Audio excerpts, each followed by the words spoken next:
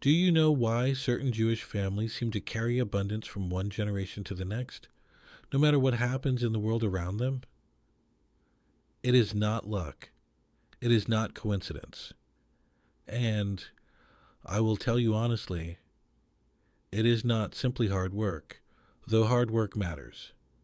I have spent 43 years studying the sacred texts of Torah, Talmud, and Zohar, and what I have found hidden in those pages surprised even me. There are specific laws, not suggestions, not customs, but laws governing how a kitchen is to be kept, how food is to be treated, and how the table is to be honored. And the families who have kept these laws quietly, faithfully, across centuries of exile and hardship, have carried something invisible with them wherever they went. The tradition calls it parnassah, the divine flow of sustenance and prosperity. And it begins in the kitchen. My name is Rabbi Shlomo Katz. I was born 71 years ago in Tzfat, Safed, in the north of Israel. Tzfat is the city of Kabbalah, the city where the great Kabbalists of the 16th century gathered to decode the hidden dimensions of Torah. I studied at the yeshiva of Tzfat and later at Bar Ilan University. But my deepest education came from my grandfather, Reb Yosef Katz, a master Kabbalist, who spent his entire life teaching that the foods God placed on this earth carry a code, a spiritual code that, when understood and honored, opens channels of blessing that most people never access. I have been studying that code for over 4 decades, and today I'm going to share with you 5 rules, 5 principles that wealthy Jewish families across generations have held sacred in their kitchens. Rules that modern life has caused most people to forget. Rules that, when I returned to them in my own home, changed everything.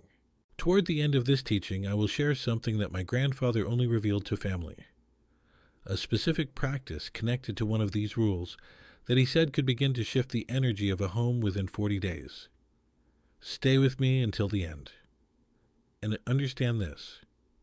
What I am sharing today is connected to something larger, a system of 7 sacred foods, the Shivat Haminim, the 7 fruits of Israel mentioned in Deuteronomy chapter 8, verse 8. Today's teaching draws from that system, from those 7 foods, and the principles that surround them. Each one carries a different dimension of divine blessing. And when you begin to understand how they work together, everything changes. I grew up in a kitchen that smelled of olive oil and cinnamon, and something I can never quite name, something sacred. My grandmother, may her memory be a blessing, kept that kitchen the way her mother had, and her mother before her, stretching back through generations of Sephardic families in the land of Israel. My grandfather would stand in the doorway of that kitchen on Friday afternoons, just before Shabbat, the Holy Sabbath, and he would close his eyes and breathe. I asked him once what he was doing. He said, "Shlomo, a kitchen that is kept with intention becomes a mikdash miyat, a small temple, and a temple draws the presence of the Holy One." I was perhaps 10 years old. I did not fully understand, but I never forgot it. It was during my years of study in Tzfat, walking those narrow stone alleyways that wind between whitewashed walls and ancient synagogues, that I began to encounter again and again teachings in the Talmud and the Zohar about the spiritual nature of the home, the table, and the kitchen. These were not metaphors. The rabbis were speaking about real laws, real practices, real consequences.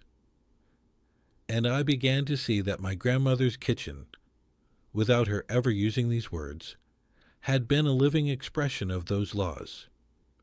The moment that crystallized everything for me came during a Shabbat meal in Tzfat when I was 22 years old. One of the elder scholars at the table began to speak about Tractate Berachot, page 55, side A, a teaching that the dining table of a person's home is like the altar of the holy temple. He said, what was placed on the altar could not be treated carelessly. It was offered with intention, with purity, with full awareness of what it represented. And the same is true of what we place on our tables and how we keep the space around them. I went home that night and I looked at my own small apartment differently.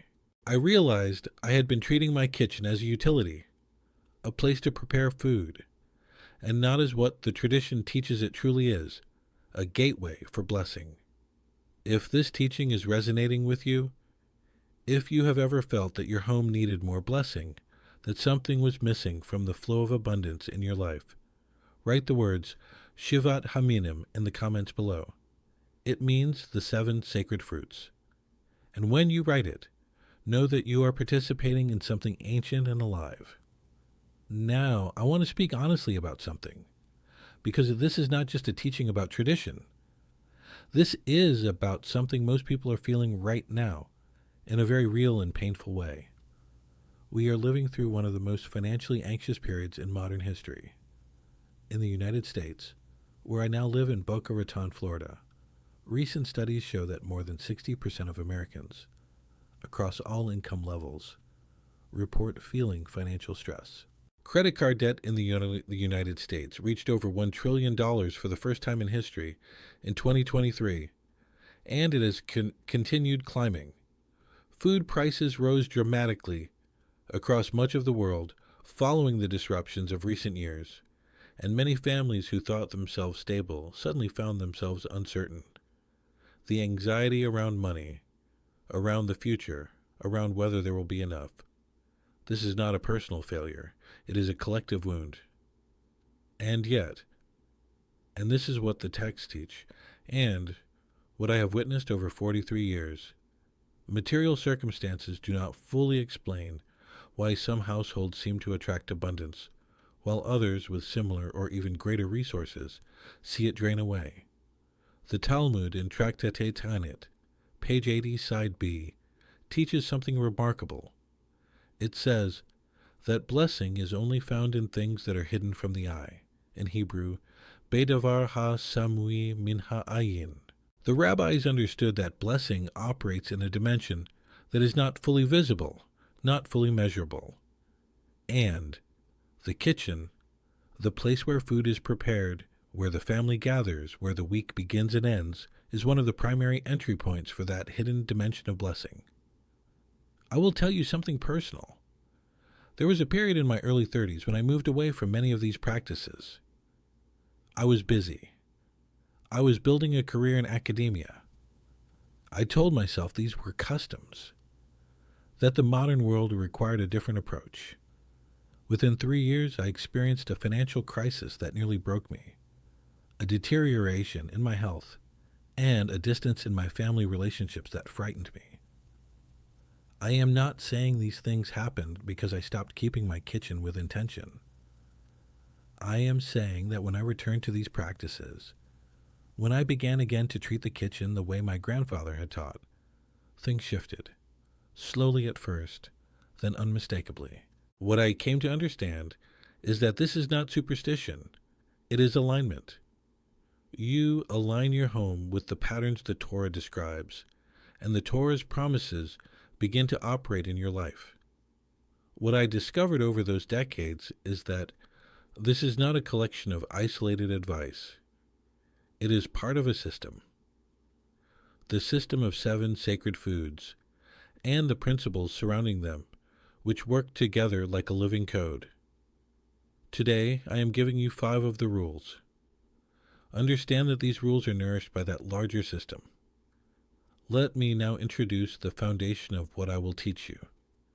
In Deuteronomy chapter 8, verse 8, the Torah describes the land of Israel through 7 specific foods: wheat, barley, grapes, figs, pomegranates, olives, and dates.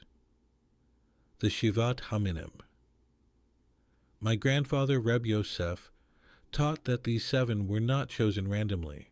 They were identified by divine wisdom as the foods that carry the highest concentration of spiritual energy, what the Zohar calls, or light, in their physical form.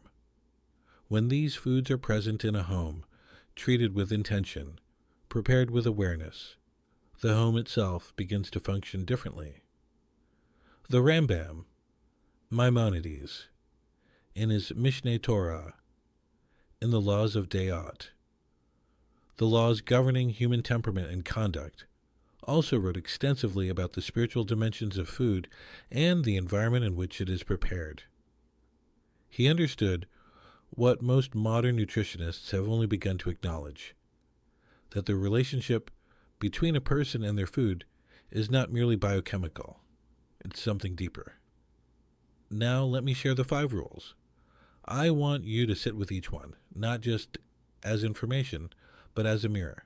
Ask yourself honestly, am I keeping this? And if not, what would change if I did? The first rule is this: the kitchen must never be a place of argument or anger. This sounds simple. It's not. The Zohar, the foundational text of Kabbalah, largely compiled and taught in Tzfat, teaches that the words and emotions present in a space during the preparation of food become part of that food. In Hebrew, this principle is connected to the concept of kavana, intention. When a person prepares food in a state of anger, frustration, or resentment, those energetic states do not simply dissipate. They become woven into the meal. And a family that eats meals prepared in negativity will find that negativity taking root in other areas of their life. Wealthy Jewish families across generations understood this intuitively. Many of the older women in traditional Sephardic communities, my grandmother was one of them, would recite a short prayer before beginning to cook. Not because it was legally required, but because they knew it mattered. They were setting the intention. They were guarding the gate. If you do nothing else from this teaching, try this. Before you begin preparing any meal, pause for 30 seconds. Breathe. Ask that what you are about to create be for the blessing of those who will receive it. This is the first rule. The second rule is equally ancient and equally overlooked. Bread, lechem in Hebrew, must never be treated as ordinary. In Tractate Berachot of the Talmud, page 55, side A, the table is compared directly to the altar of the Holy Temple, the Beit HaMikdash. The altar was never an afterthought. It was the center of everything. And the table of a Jewish home is meant to carry that same gravity. This means that bread, which has been at the center of Jewish blessing and ceremony since Sinai, must always be received with gratitude. It must never be thrown. It must never be wasted carelessly. When a family in the old Sephardic communities found a piece of bread on the floor, they would pick it up, kiss it, and set it aside respectfully before eventually disposing of it properly. I know this sounds foreign to modern ears, but consider what this practice does to the psychology of a home. It trains every member of the family to recognize that sustenance is not a given. It is a gift. And a family that lives with that awareness attracts more of what they are grateful for. This is not mysticism alone. This is alignment with a principle that operates across every human life. What you honor expands. This is the second rule. The third rule concerns the Shabbat table specifically. Proverbs chapter 3, verses 9 and 10 teaches, "Honor God with your wealth and with the first of all your produce, and your storehouses will be filled with abundance, and your vats will overflow with new wine." The tradition understands this verse to be speaking in part about the Shabbat, the holy Sabbath. Wealthy Jewish families have never treated Shabbat as optional or decorative. The Shabbat table, set with care, lit with candles, covered with a white cloth, graced with 2 loaves of challah, or Sephardic Shabbat bread, is understood in the Kabbalah as the single most powerful act of inviting parnassah, divine sustenance, into a home. The Zohar teaches that the Shabbat table is a moment where the upper worlds and the lower world align, where the blessing that exists in potential becomes blessing in reality.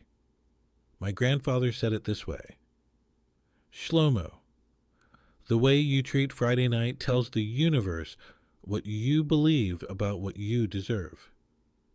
Families that set their Shabbat table with intention, even simply, even without great means, are speaking a language of abundance. And the tradition teaches that heaven hears that language and responds. This is the third rule, and it is connected directly to one of the 7 sacred foods, specifically to the grain offerings, the wheat and the barley, which are the foundation of the bread that must always grace the Shabbat table. The fourth rule is about salt. In Leviticus chapter 2, verse 13, the Torah commands, "On all your offerings you shall offer salt." Every offering on the altar of the temple was salted. And, because the table of the home is a mikdash me'at, a small temple, the tradition extends this law to the home table. Salt must always be present on the table when bread is eaten. This is a law, not a suggestion. But more than the legal requirement, the Kabbalistic tradition, particularly as it was taught in Tzfat, understands salt as a spiritual purifier. Salt preserves. Salt protects. Salt seals a covenant. In the Zohar, salt is described as a guardian against forces that diminish blessing. Wealthy families that have maintained this practice across generations were not simply following a technicality. They were maintaining a covenant with the divine at their table, meal after meal, year after year, generation after generation. If your table does not have salt on it when you eat bread, I want you to change that tonight. Place a small dish of salt beside the bread. Dip the bread into it after the blessing. And know that you are doing something that connects you to a chain of sanctity stretching back thousands of years. This is the fourth rule. The fifth rule is perhaps the one I've seen have the most immediate and visible effect in the lives of people who begin to practice it. The fifth rule is this: what leaves the kitchen must first go through the hand of gratitude.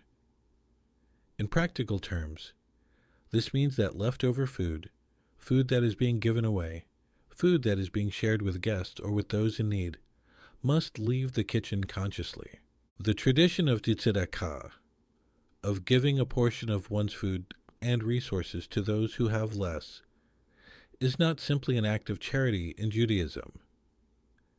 It is described in the Talmud in Tractati Bava Batra as a mechanism that opens the channels of parnassah. Giving food from your table with intention and with blessing creates a flow. And abundance, the tradition teaches, moves where flow exists.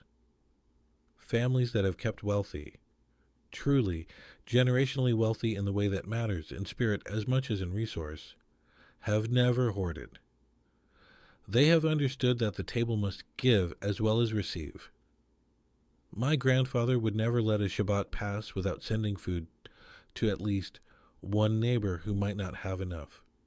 He said the food that left the house with blessing brought back 10 times its weight in divine favor. Today, I know he was right. This is the fifth rule, and it is connected to the olive, one of the Shivat Haminim, which the Zohar describes as the symbol of generosity and anointing. But this principle becomes 10 times more powerful when practiced alongside the other 6 sacred foods and the full system they form together. I want to share something with you that I rarely speak about publicly. There was a period in my 40s when I became consumed with accumulation. I had modest success, and I wanted more, and I began to track my giving very carefully, calculating what I could afford to give and giving precisely that, no more. My grandfather, who was still alive at that time and very old, visited me once and walked through my home. He sat with me at my kitchen table. He did not say anything critical. He simply pointed to the salt dish, which I had stopped placing on the table during the week, only using it for Shabbat. And he said quietly, "Shlomo, a table that only opens for Shabbat has forgotten how to be a table." I understood immediately. I was treating abundance as a Shabbat phenomenon, not as a daily covenant. Within 6 months of returning to all 5 of these practices, daily, not just on Friday nights, the atmosphere of my home changed. I cannot quantify it for you in the way a spreadsheet would require, but you would know it if you walked in. And the world needs this now. Not in a distant philosophical way. The anxiety of our time is real, and it is pressing. People are afraid for their futures, for their children, for what the next years will bring. I understand that. I do not offer these teachings as an escape from reality.